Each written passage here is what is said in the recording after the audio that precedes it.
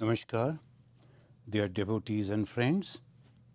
This Wednesday evening, we'll be hearing how Bhagavan Sri Ramakrishna is taking our mind from the duality to non-duality, from the apparent to the real. Before that, let us begin with this mantra. Tabu kathamritam tapta jivanam kabibhiriritam kalmashapaham Sravana Mangalam Srimadatam Bhuvi Grinanti E Bhurida Janaha. That we have already heard from Bhagavan Sri Ramakrishna. He was telling that for the seekers of God, the constant company of holy men is necessary. But the first word, for the seekers of God, not all people. Not all people, those who like to live in this worldly life, like to earn name, fame, enjoy this life, for them it's okay. Let them continue. When they will realize the futility of this world, then their spiritual life, religious life will begin. For them it is not problem. The problem is those who have understood the temporariness of this life. Everything is changing, constantly changing. As because we are constantly moving so fast in our life, we do not remember or we do not notice that things are changing. What my grandparents did, my parents also did, I am also doing the same thing. And whatever the property, the wealth, the name, the fame, nothing remains. No. And the history is the greatest proof of that. So many great heroes, but still we do not understand the futility, the temporariness of this world, and we are constantly focusing or utilizing all our energy to get the happiness from this world. That is the problem. We are just surviving and enjoying this, okay. We like to get the happiness, but happiness is completely temporary. Now sometimes those who are living in the foreign countries, their parents are visiting them, then they're very happy, they're taking them to different places and all these things. Then the day comes, they have to return back, then again the sadness comes. The new marriage and the child and the success in the job and then the establishment, again the old age comes and this thing. So this is going on. Is there any place where we can go out of it? When that thing comes, the question comes, then the religious life begins. For them, we have already discussed, it's called mumukshu. The Sanskrit word mumukshu, those who want to get rid of this bondage and to get the freedom from this bondage. What is the bondage? Desire. And how to overcome the desire? Holy company. What are the holy, whom I can consider as a holy person and the company? That we other time, that I think one or two classes before we discussed it. Then the Bhagavan Sri Ramakrishna talked about a very pure love for God. We love God, but with a purpose. And we are always carrying a big list of our prayer. God, give me this, give me that. But Bhagavan Sri Ramakrishna said, when you can go beyond those little things and can just love God for love's sake, and that is the highest form of the divine love. I am loving my God for nothing but for God's sake. I love you. There's a wonderful example we find in the life of Swami Vivekananda. He was a young man, he used to come to Sri Ramakrishna. In the beginning, he was not paying much heed to Sri Ramakrishna. Sri Ramakrishna, otherwise, he was giving a lot of attention to this young boy. He used to keep all this, those who have read, you all know it. They're very interesting, like a father, like a very compassionate person.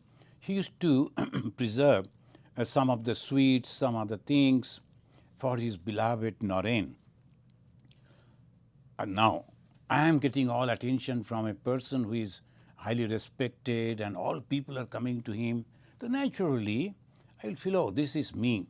And that way they will think. But suddenly, the Bhagavan Sri Ramakrishna told him that, no, not paying any attention to him. And told him, hey, I don't pay any attention to you. Why do you come?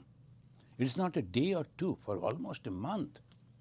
Now, a person who was getting a lot of attention, then suddenly he is not getting the attention, and how he will think? He will think that he is not giving any attention, I won't come. It is not like that. Now, these young men, when not getting attention, regularly coming, sitting, listening, and after that, when Sri Ramakrishna asked him, I don't talk to you. Rather, Sri Ramakrishna was a very orthodox master. The body language that I don't like you. He will be turning his face, you will look at him, and like that. Whenever Naren coming alone, he will get up and go out. Very clear indication. Even then, how many of us will go?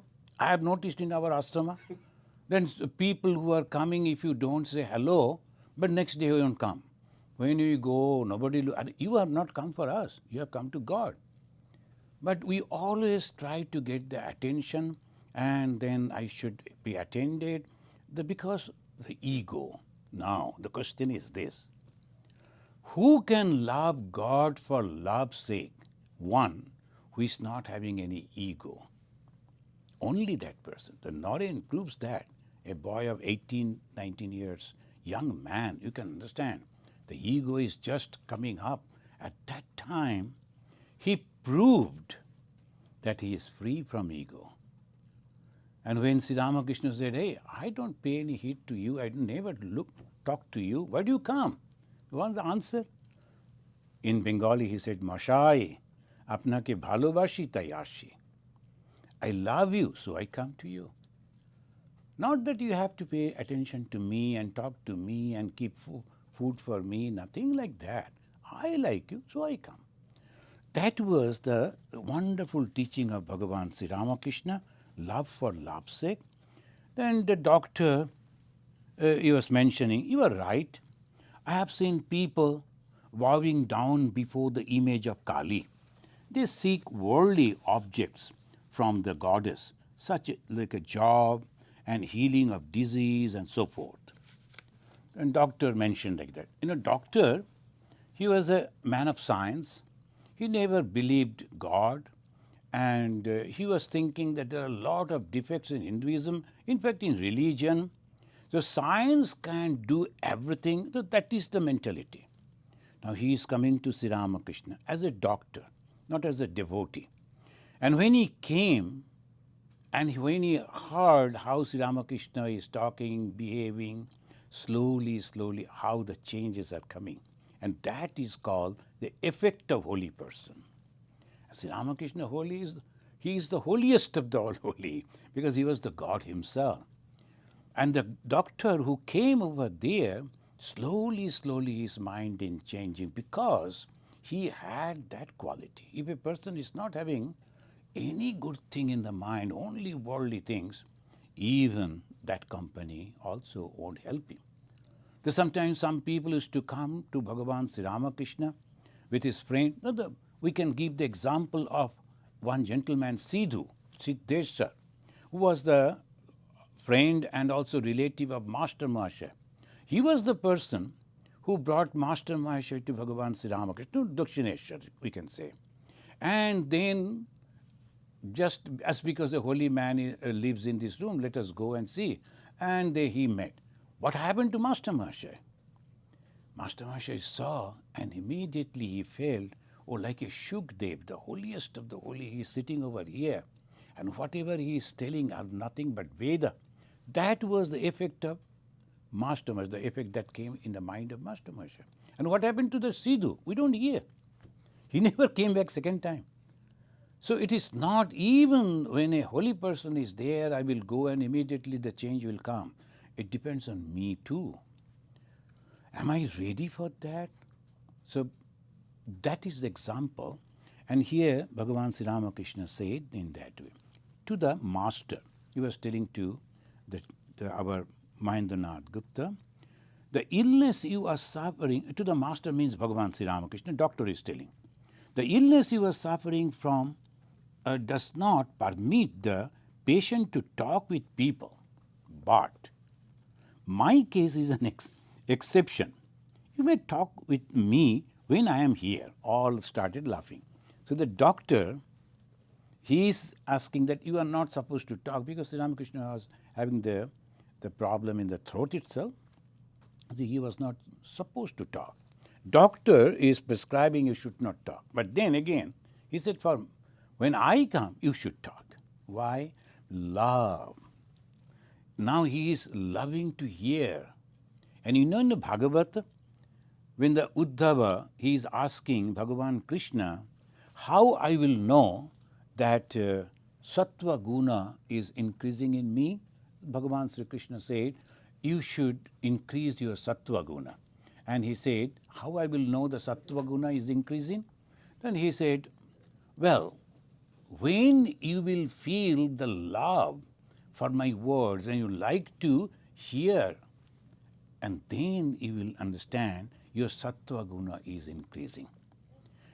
Now we can say on that the measurement that doctor is increasing the Sattva Guna. We all know this, but again and again and again we come and we listen to the same thing and we like it. When we like it, that is the interesting thing, that is the beauty. And that is called, sometimes when the Swamis, they will be sitting and at the time of the food, they will be sitting all together, chit-chatting, and they will be cutting jokes also, but all related to Bhagavan Sri Ramakrishna or the religion, something and something like that. When Sri Ramakrishna's disciples, after the passing away of Bhagavan Sri Ramakrishna, they were living together. Then they used to lie down, in India, as the warm country, so they used to lie on the floor itself, and they'll be there. Then suddenly someone will say, I am trying to realize God for such a long time, but I am not realizing God. Can anyone bring a sword that I can cut my head? Why? And here you must have to understand he is referring to the life of Sri Ramakrishna. In the extreme love for God, when he was thinking that, well, I must realize God. And that was almost suffocating condition. If I can't realize God, I am going to kill myself.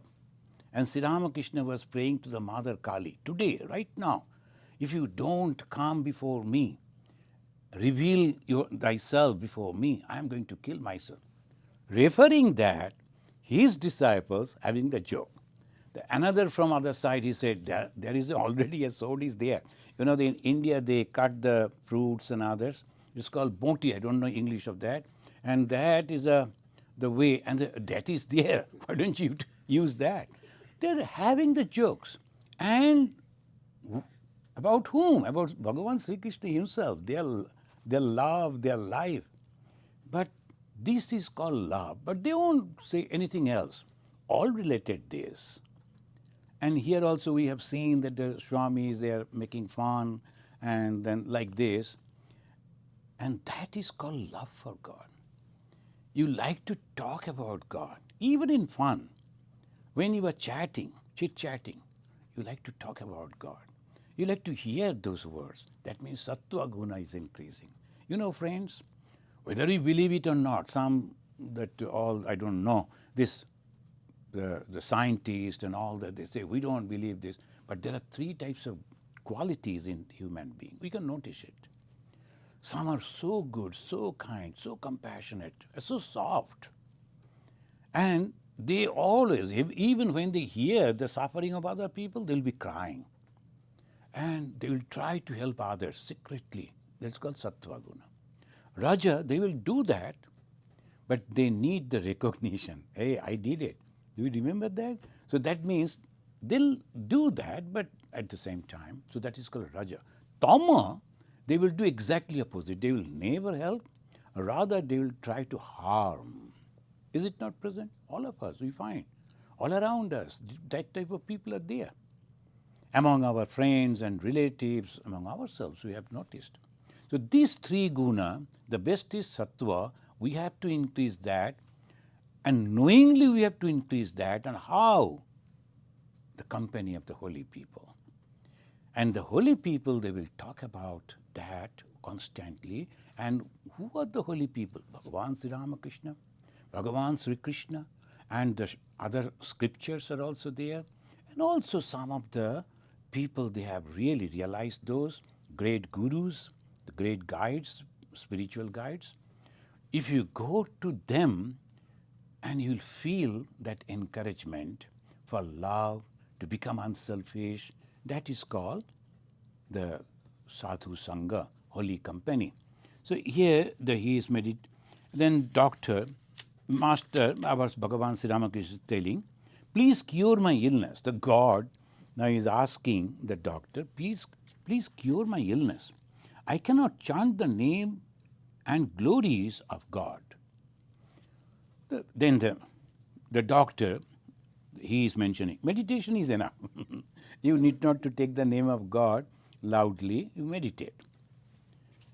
Now, Bhagavan Sri Ramakrishna, what do you mean? Why should I lead a monotonous life? This is the specialty of Sri Ramakrishna. You know, friends, sometimes we who are the followers of Sri Ramakrishna do not understand what actually Sri Ramakrishna stands for. It's a combination of 4 yogas. Those who know the Ramakrishna mission, you know the great symbol of the Ramakrishna mission that was drawn by Swami Vivekananda himself. That's a unique thing. There are people who are dedicated only for meditation. There are people who are dedicated only for the Jnana Marga. There are for Bhakti Marga. But the Ramakrishna mission is combined all the 4 paths: Jnana, Bhakti, Karma and Yoga. And that is the reason when sometimes people, they come, they think that we are sometimes in the morning we are meditating and praying, and then we are working, we are talking with people, giving the talks, and that is the work that the monks are supposed to do. And they are practicing the moral values and also teaching that moral values. That is the only work that the monks are supposed to do. So they are doing it, and they are helping where it is necessary. That is also they are doing. So this is all the 4 yogas. Now, how Sri Ramakrishna is mentioning, what do you mean? Why should I lead a monotonous life? I enjoy my fish in a variety of dishes. And the curried fish, fried fish, pickled fish, and so forth. Sometimes I worship God with rituals. Sometimes I repeat His name. Sometimes I meditate on Him. Sometimes I sing His name and glories. Sometimes I dance in His name. So that all different types and everything should be combined. The jnana, bhakti, karma, all are combined. So this is the way the Sri Ramakrishna is teaching. Then doctor mentioning, neither am I monotonous. The doctor, you know, he was not accepting Sri Ramakrishna as his guru or a holy person. This is also an excellent way of approaching the religion. This is a friendship, friendliness. Sri Ramakrishna is just like me, I am talking with him. Arjuna used to talk with Krishna. When the Krishna revealed himself, then only he said, oh, I am so sorry, I never understood that you are God. Afterwards, again he forgot. But anyway, this is the approach, and the doctor said, I am also not monotonous. Sri Ramakrishna, your son Amrita does not believe in the incarnation of God. What is the harm in that? One realizes God even if one believes Him to be formless. Friends, the modern day, we are apparently very courteous, gentle, modern. So we are not supposed to criticize others, at least in America and other places. And we will say, oh, is it you don't believe in formless? It's okay. But some places, some people, if you say, I believe in form, they will beat you. So orthodox, so narrow-minded. Whatever I believe, you must also believe. What is that to you? If I go to hell, I don't believe in the forms, then what is that to you? And okay, I'll go to hell. That is also okay. Why you are taking so much? But no, they won't, because they need the number. So that is so narrowness. And here, the followers of Bhagavan Sri Ramakrishna, they must notice that he is mentioning to the doctor about his son who doesn't believe in form, because that was mostly the trained in those days. Not that they were knowing it about, but as because there was it was under the rule of the Britishers, and the influence of the other religions were there, and Hinduism was under utter confusion. The people could not explain why we worship the idols and the images. So the confusion was there. And that is the reason Bhagavan Sri Ramakrishna, he took the human form to again reestablish dharma. And what he is mentioning, he himself worshipped goddess Kali with form. Now he is appreciating and accepting, okay, your son do not believe in the form. It's no problem. One also realizes God if one believes that God has form. God with form, God without form, the formless, both are accepted. The two things are necessary for the realization of God. Now, this is very important. Faith and self-surrender. Faith and self-surrender. These two things are necessary for the realization of God. Any religion, any faith, any belief, any practice, they will be successful if they are sincerely following this faith and self-surrender. Many of you know the story of Dhruva. If you don't, there are the wonderful books are there, even for the children. The Dhruva, with all pictures and all. There's a story that one young boy, he wanted to go to his father, the king, but he could not reach over there for some reason. And the mother, unfortunate lady, she told, see, your father is the king of this country. No one can dictate him. Only Lord, the God, the Vishnu, he can do that. Faith. Then he realized, he immediately thought, the mother said, the Vishnu is there, and if the Vishnu is supporting me, helping me, I can go and then see the God. Meet my father. And he went to the forest. Now, faith first. Then he completely surrendered. How? Then a guru came in the form of Narada. He came and told, young man, you cannot get the realization like this. Don't wonder. Take this name, that is the mantra. So the holy name of God, and repeat, sitting over here under a tree. Don't wander inside this jungle. So he sat, he said, surrendered, and the God appeared before him. That is the story. Very interesting story. So what are the two things? First is the faith. I have not seen God. I have not talked about God. My father also, my grandfather also. Then why should I believe that there is God? But I must believe. Why? Because Bhagavan Sri Ramakrishna said, Chaitanya Mahaprabhu said, Shankaracharya said, Lord Jesus said, and we see the host of the spiritual personalities. Why do they say like that? To cheat us? No, to help us. So I believe, though at this moment I do not know, but since he is telling, there must be. When we read the geography book, then the teacher in the classroom, he will open a map and he will say, so this is Africa and this is America. We believe. We have not visited, but we believe because it is written in the book. And the teacher is telling, and by that way we grow. And without faith, we cannot move even a step. It was a long back. I mentioned this in many of my talk. Then one of a very famous person from Calcutta, he was visiting Andaman. I was that time in Andaman. And he was the Calcutta High Court judge. I am not naming him, mentioning his name. Then he said, Swamiji, the problem is when you people say faith, why should I? Why should I believe? I told, sir, I am not arguing with you, but the thing is when you are flying from Calcutta to Port Blair, the Andaman, so did you check the credentials of the two people sitting in the cockpit with white dress? You believed. As because they are sitting over there, they must be capable to fly the craft, isn't it? The lady who came to serve you with tea and others, did you ask her to taste it before drinking or eating? Believed. The gentleman who is standing by your side with the gun, you believe that he is going to protect you, not to kill you. You believed.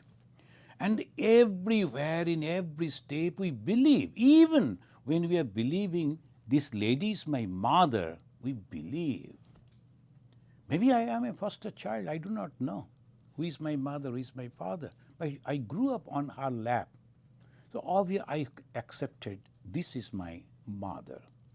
So everything, everywhere, why don't you try having the faith in the words of these great personalities? So Bhagavan Sri Ramakrishna mentioned, this is the faith. And second, completely surrender, self-surrender. Well, I have accepted this path. I am 100% dedicated to this. If I don't realize God, like Buddha, we have to say, I will think that in my endeavor, there were some mistakes. So I could not realize God. Otherwise, I am supposed to realize God. So this is the self-surrender. Man is ignorant by nature. Errors are natural to him. Can a one-seer pot hold 4 seers of milk? Whatever path you may follow, you must pray to God with a restless heart. This is most important. In Chicago, in our Vedanta Society, an ashrama is there. The name of the center is Home of Harmony. The main function to invite different religious personalities to explain his philosophy, his faith, before our audience and whoever is interested.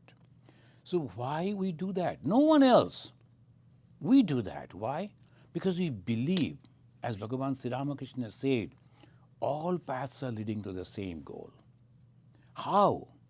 You have to have the complete faith and also the sincerity in following that faith, in that path. So these are the two things.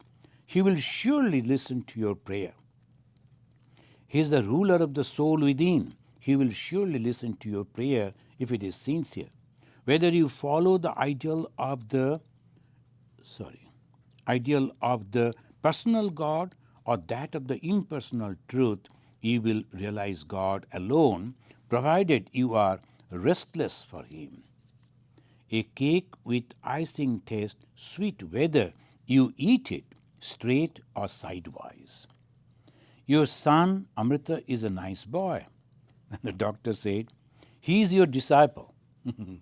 But Sri Ramakrishna said with a smile, there is not a fellow under the sun who is my disciple. This is the humbleness. The disciple means, this big, very, very important word, disciple. And then Bhagavan Sri Ramakrishna is teaching us to be humble. Even the gurus cannot say that I can give you mukti. No. It is only God can give. So that's why he is teaching now. This teaching is for the gurus, for the masters, spiritual masters who are providing the path for the followers and the disciples.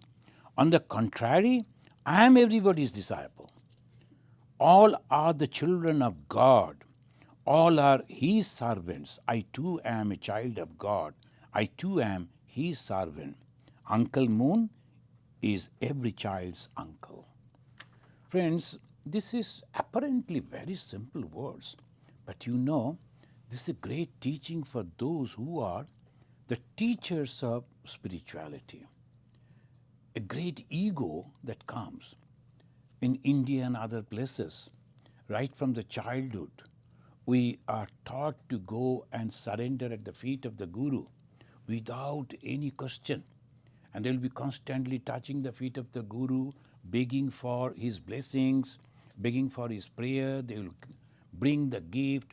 And slowly, slowly, if you are not truly or genuinely spiritual, the ego will enter into that mind and he will start thinking, yes, I am a holy person, I am a religious person. What I can say, that will, no, that is the dangerous. That's why Bhagavan Sri Ramakrishna himself is teaching for those people who are thinking that they are the teachers of other people. Now, the Master and Dr. Sarkar, continuing, is the 46th chapter, Friday, October 23rd, 1885. Friends, in these 2 pages, the doctor, our Master Mahashaya went to meet the doctor. So that description is there, and they are talking about and ultimately he went and then reported about Bhagavan Sri Ramakrishna. Then he told, well, I like to visit him.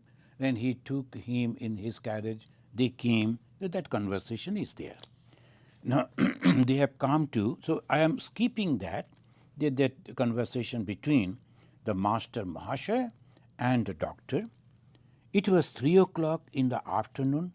1 or 2 devotees were seated near Sri Ramakrishna. Sri Ramakrishna at that time, he was in Calcutta, of course, in the northern side of Calcutta, and it's called Shampukur. And that the place where he lived, now it is a Ramakrishna Mission Center, we call ashrama. So Sri Ramakrishna was there, the master, that doctor came. He became impatient like a child. Repeatedly he asked the devotees, when is the doctor coming? What time is it now? Dr. Sarkar was expected in the evening. Now, sometimes we may think that why the spiritual person should behave like that. When someone has taken the body, he behaves like the ordinary human being, but in everything there is a purpose. He wants to transform the mind of Dr. Sarkar, and he was under that process. The doctor is coming, visiting. He was not eager to get the prescription or the medicine from the doctor. He was eager to help him to develop the spirituality. So that's why he was eager and he was asking like a child, when is he coming, when is he coming? But if we read like this, how come he is a spiritual man? He cannot forget his body and he is constantly talking like the ordinary person. We also go to the doctor and then request the doctor to cure me. He is also talking like that. No, we'll make a great mistake. That's why we always insist, read the biography of Sri Ramakrishna in total. If you read the biography, you will find even this person, when he was on the deathbed, it needed 2 people to change him, that he himself could not turn on the bed itself. He was so weak. That person, suddenly, I'm just mentioning you, suddenly he got up, ran down, and that happened in another part of Calcutta, in the Kashipur, and he ran the whole long, huge courtyard, and then again came back and lied down like that. It was noticed by Ma Sharadamani Devi. She was taken to her. So what is it? You ran down, and you have noticed it? Don't tell the others. I noticed I am hard He is lying on the first floor of the house, and from there he could hear his young disciples who were far away. They were discussing among themselves that we are going to get some juice from the dead tree. And then he got cautious that there was a poisonous snake under the dead tree. So he went down to chase out that snake so that no accident should be there. That still the tree has been preserved. If you go and you can see the dead tree. And that ashrama is still there. It is all history. It is not any mythology, any story. Now, how can you say that this man was suffering and he was eager to get the medicine and the doctor? Nothing like that. So, if you read the whole biography, then you will be able to understand why he is mentioning like this. And doctor should come. Suddenly, Sri Ramakrishna was overwhelmed with a strange mood. He placed his pillow on his lap, filled with love.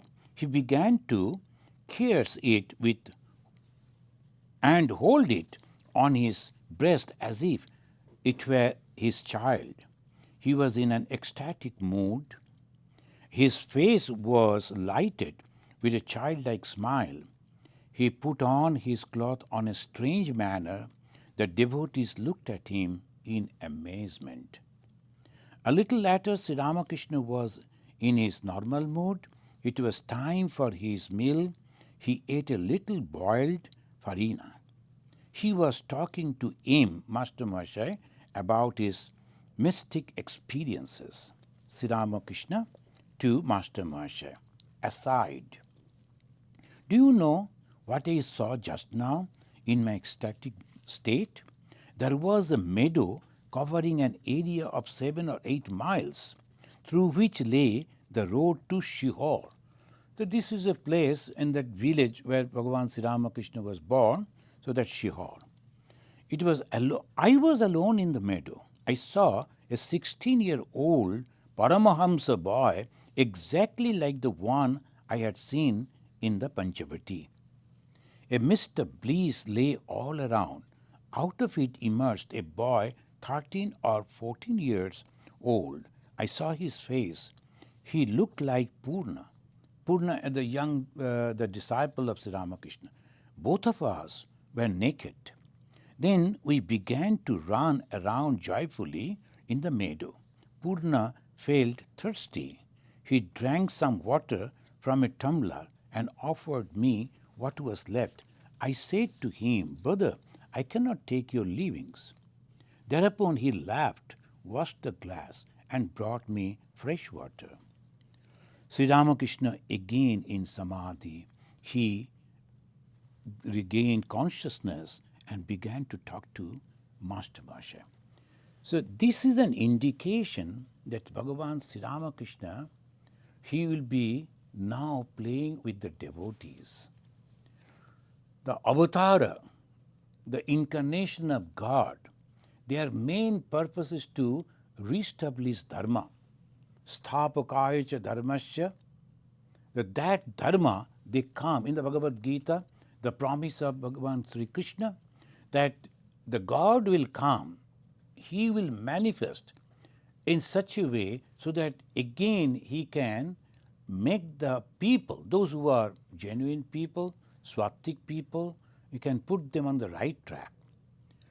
Now this indication that Sri Ramakrishna is going to close his Martha Leela, all his divine play in this worldly life, and he will be now in the hearts of the devotees. Purna is an indication of the devotee. And this Purna was a very pure-hearted boy, and Sri Ramakrishna loved him very much. But after eating, and that should not be given to the God, that difference is there. So devotee are very close to Bhagavan, with Sri Ramakrishna, or the God, but at the same time, they are not God. They are not the same. So that duality is there. So devotees are close, but not that even whatever they are eating, they can offer to God. That's why we always say, suppose you have purchased anything for your family and then suddenly something excess, then you bring it to offer God. Never ever do that. You purchase for God. Whatever you purchase, one or two, it doesn't matter. But you must bring it only for God. This I am purchasing for God. Why? This is the reason. When we become one, that is a different aspect. Sometimes in Hinduism, they take us from duality to non-duality. So Sri Ramakrishna mentioned this. In his static mood, he saw that the Purna is coming out. They are both same. They are not having the clothings. Sometimes we feel, oh, why? Because they don't have the body consciousness. You know, in the Christianity, they say a devil came and he gave some fruit, and then they were hiding. God created them, the Adam and the Eve. And suddenly something happened, and when the second time God appeared before them, they were hiding, and they took the big leaf, the fig leaf, they say, to cover their body. Why? Body consciousness has come. But the children don't have the body consciousness. Now from here, a big philosophy comes. When we get the body consciousness means I sense have come. I sense means ego. An ego that banishes us from the company of God. That much. There is no devil. There is no fruit. All those things are stories only. It is the body consciousness. We miss that particular point. Why those two? In the beginning, they were very close to God. God was happy with them. And then suddenly something happened. They say that they ate some fruit, and that gave the body consciousness. And this is the work of the devil. But we say ego crept into them. The Bhagavan Sri Ramakrishna, when he is mentioning about this devotee, the Punna, he and the God himself, they were all same. Both of them, they were not having body consciousness. So they were very close. But there was a difference. Why? We can realize God, but we cannot become God. One can become and realize that God, but one cannot become God because God is completely different. God is creating this world, sustaining this world, and dissolving this world. That is his purpose. An avatar is the part of the God, but the creatures, we come and then we purify ourselves by giving up all our desires, our selfishness, our ego, and we go back to the source, that much. So the story when he is mentioning is a very deep meaning in it. So we must be very, very careful. That's why sometimes some people say, why anyone cannot go to God? Why anyone cannot touch God? Why anyone cannot do worship? Of course you can do. But before that you have to prepare. What is the preparation? Purify your body and mind. Then only you can do it. And this duality is there. Now, next line is Sri Ramakrishna. Sri Ramakrishna was again in Samadhi.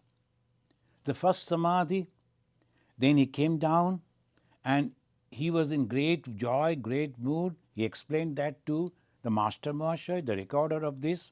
And then here again, he regained consciousness and began to talk to Master Mahashaya.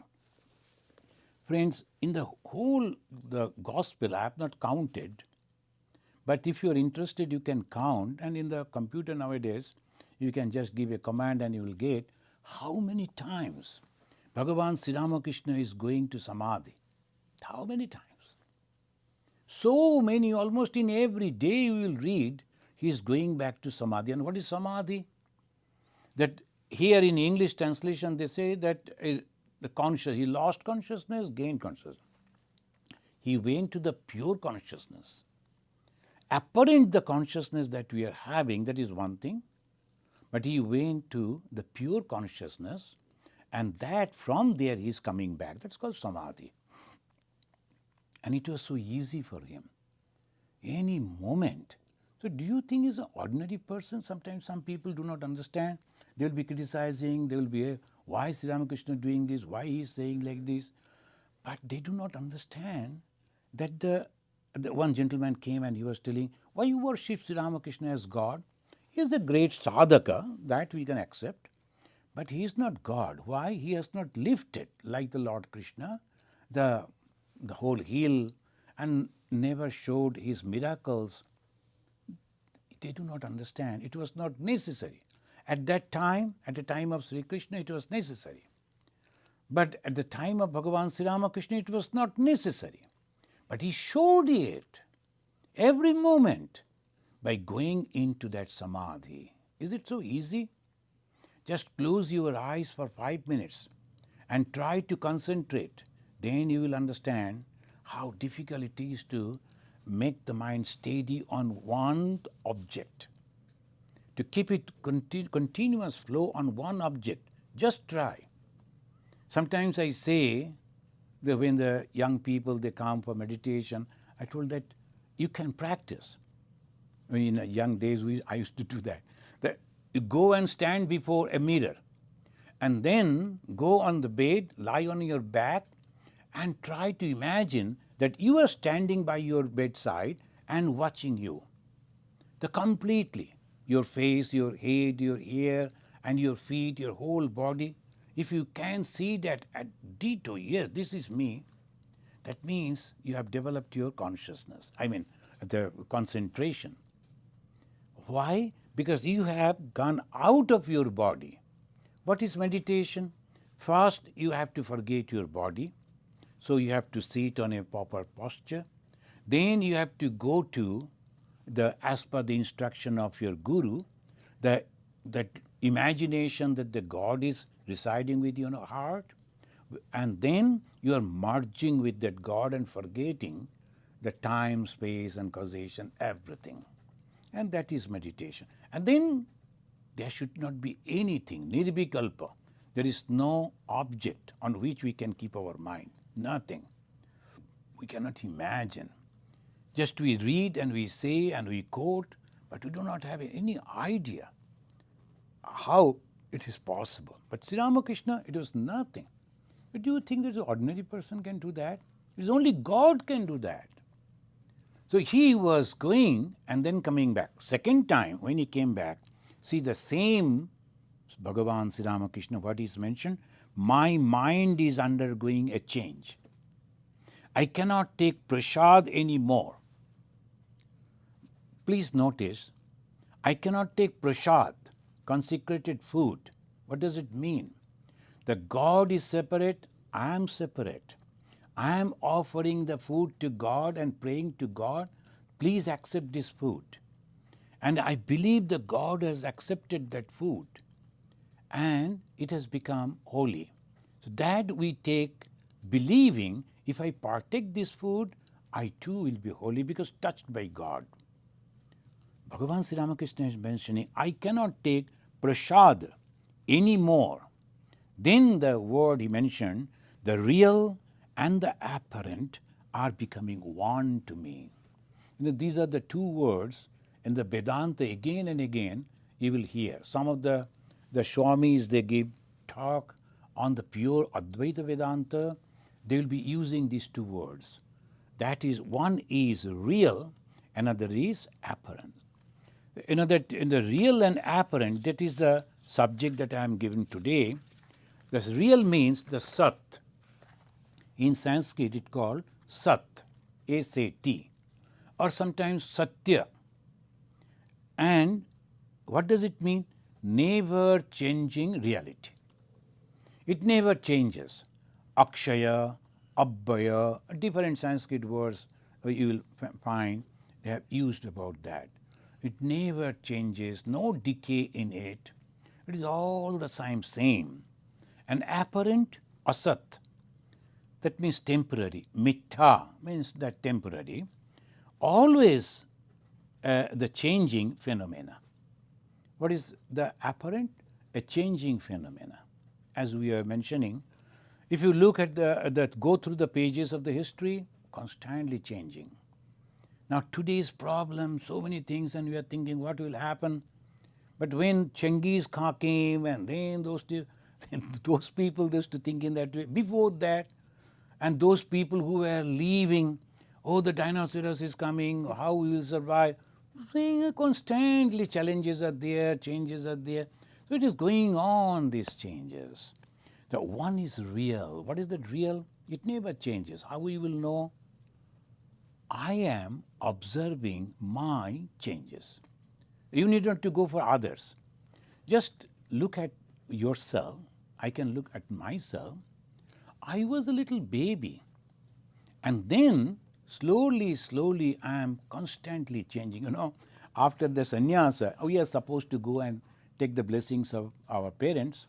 I went to my mother, and that time, for any reason, my mother lost her eyesight, and she was touching me, and she was telling, can you lie on my lap? I told, Mother, now it is not possible for me, because my head is covering your whole lap. So when I was a little baby, it was possible for you to hold me, but now you cannot. But anyway, I just touched that. So that is the way. Now I have grown up so big, even the mother cannot take me on her lap. Who has changed? Body. What has changed? Body. What has changed? My mind. I need not to explain. Every one of us, we know every day our thoughts are changing. Minds are changing. Body is changing. Who is observing? It is not my uncle. It is not somebody else. It is me. I am observing. Now the question is, who am I then? Is this the body? It cannot be. Is this the mind? It cannot be. As per the standard, it is not, because real means no changes. Body is changing, it cannot be real. Mind is changing, it cannot be real. But something is static, that is I. And what is that I? That is called the real. That I is real. The yardstick is this. So obviously, Shankaracharya, he says that astitya jnana, asti, that means I am there. Who thinks? I, though my body is not real, mind is not real, but I live, I survive. Who is that I? That proves that is called constant reality. That there is a beautiful article by one of our very famous Swami Bhajanananda ji. And in our Institute of Culture, that is actually the Ramakrishna Mission Institute of Culture, Golpark, Calcutta.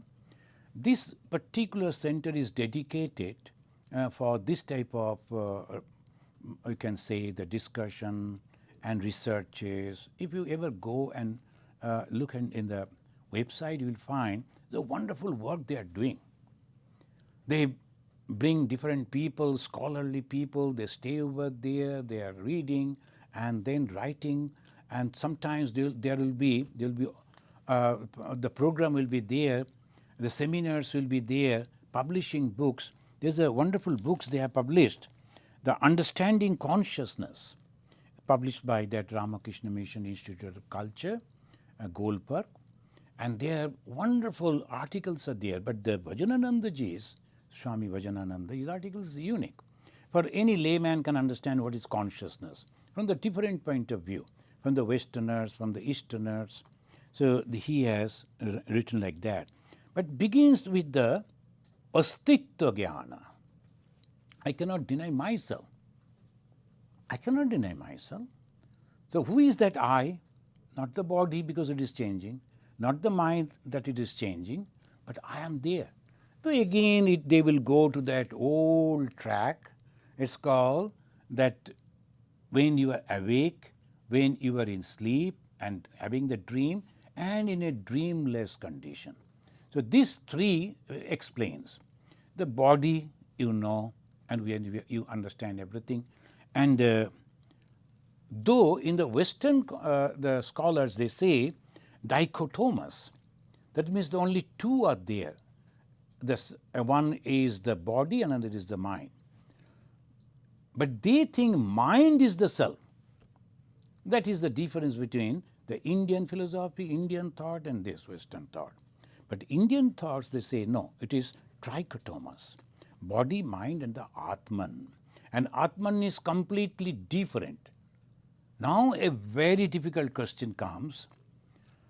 If the same Atman is present in everyone, if one person die and all should die?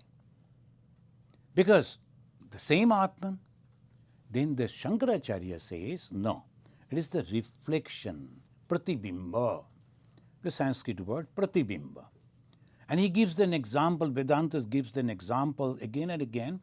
The sun is reflected on so many, the tumblers full of waters you have kept, on so many, suppose 12. And now one is broken. Nothing happens to the real sun. But your counting will be less by 1. It is 11 or 10. By that way, but the real is always there.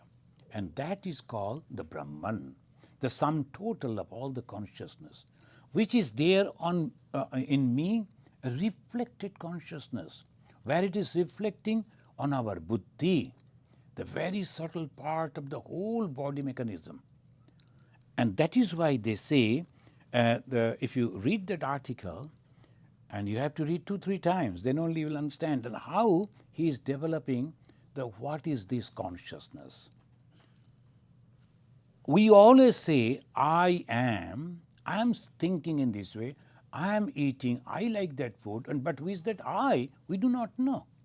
The Bhagavan Sri Ramakrishna indicating, my mind is now going to that real.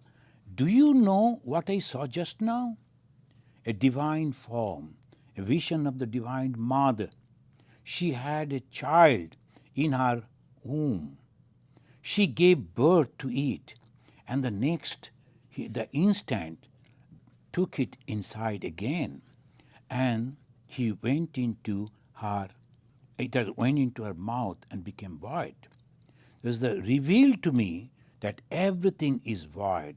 The Divine Mother said to me, as it were, calm confusion, calm delusion, calm. It is the Maya. Friends, this moment I do not know how many of us will understand particularly this, because this world is so real to us, we cannot imagine anything out of this world. But the truth is, if we can, by the grace of God, realize that real truth, then everything, all these will be nothing but a futility. Sometimes when we fly and we see the cities, the famous cities, and so many skyscrapers are there, but it looks like small, small thing. And you do not find even the human being. And when you come down, even in a narrow lane, some person is beating his chest and saying, hi, do you think that I am some ordinary person? This is the very peculiar ego. If we go out and become broad, we are actually nowhere, nothing. And that is the reason we have to be humble.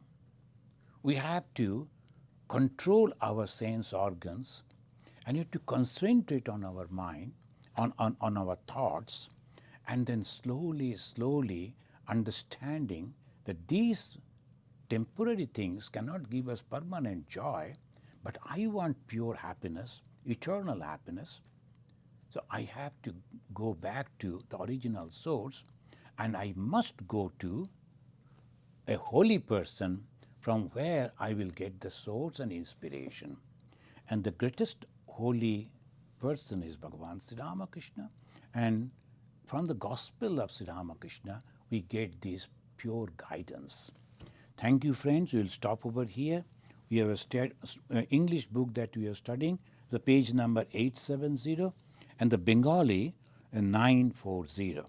And next Wednesday, once again, we'll start from here. The first question is, if we are experiencing Brahman during dreamless sleep, Then why does the consciousness keep coming back to the body when we wake up? Shouldn't the consciousness stay mixed with Brahman?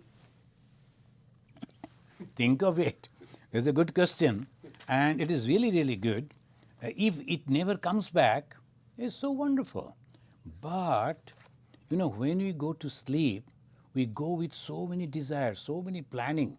Next morning, I have to get up and I have to take a quick shower, then I have a plan to go, like that. So, all those desires, all those thoughts, they're also sitting in one corner. And the moment the consciousness come back, they also pounce on that, and you wake up, you are active because of the desires. When you are completely free from desire, it will never come back, and you will be in samadhi. So that is the highest thing, but as long as there will be even a small little tiny desire, Bhagavan Sri Ramakrishna mentioned, if you have a desire to eat in the sweet meat, even then you have to come back to fulfill that desire. Can you imagine? If a thread is out a little, then it won't pass through the eye of the needle. So obviously, friends, now we have to reduce our desires. That's why the ancient Hindus, they were very, very thoughtful people. They gave the four stages of life. Brahmacharya, you must learn, because you have to earn, you have to help the society. Forget about other things. So concentrate and learn. And then second, Garastha, enjoy. Then third stage, you know that this place cannot give you permanent happiness. Whatever you have already experienced, now you withdraw. Children, they have grown up. Okay, I am from distance, I will pray for them. Now I am thinking of God, preparing my journey. And the fourth stage, which each and every soul has to pass, that is called sannyasa, the complete renunciation. No desire but realization of God. If it is there, then it will never come back. Thank you. Avi is asking, how do you get satsang in our busy life? Does attending online sessions like this one qualify as satsang? Of course, of course, in the modern day, what we do. But at the same time, as Bhagavan Sri Ramakrishna said, and if you get a chance, say everyone, you are getting that at least 1 month or the 15 days off from your office. He suggested, go to a secluded place. Now you have the books are available, you can read, books are available online also. You need not to carry books. Go to a secluded place, at least for a day, if possible 3 days, all alone. And forget about your computer, forget about your mobile phone, and just all alone, and pray to God, pray to God, pray to God, pray to God. Try, you'll find as if you are becoming light, not physically, mentally. And you will feel the joy of spirituality. It's true. Of course it can help. Thank you. Murli is asking, what is the difference between Ishvara and Brahman? Brahman is all-pervading consciousness, and Ishvara is a power of that being which is the responsible for creation, preservation, and also dissolution of this creation. That's called Ishvara. So this is the difference. Thank you. Thank you, friends. Thank you for very good questions.